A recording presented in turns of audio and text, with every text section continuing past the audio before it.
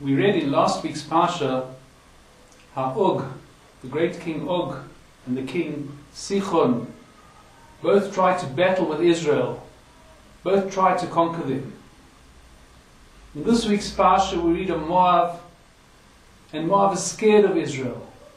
So the verse tells us, and they hired Bilam. Bilam has come and cursed them. All of these efforts to try and destroy the Jewish people. Of course Hashem saves us.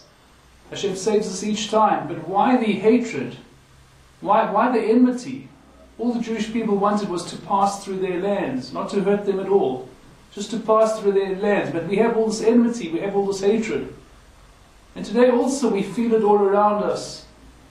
The enmity of the world, the enmity that the world has, or sectors of the world have for the Jewish people. The Gemara tells us that when the Torah was given at Sinai, so hatred came down to the world. Why is it called Sinai? The true name of the mountain is Horeb.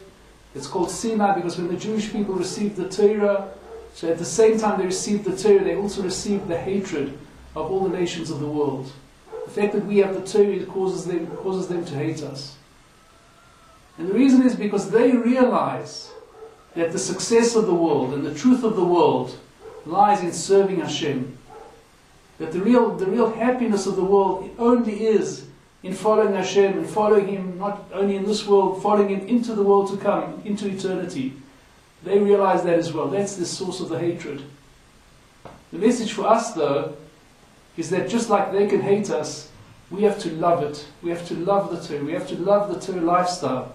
We have to love being from Jews who do our best to serve Hashem. And all that love will certainly enhance our experience and help us to succeed to even greater degrees in our lives for this world and for the next.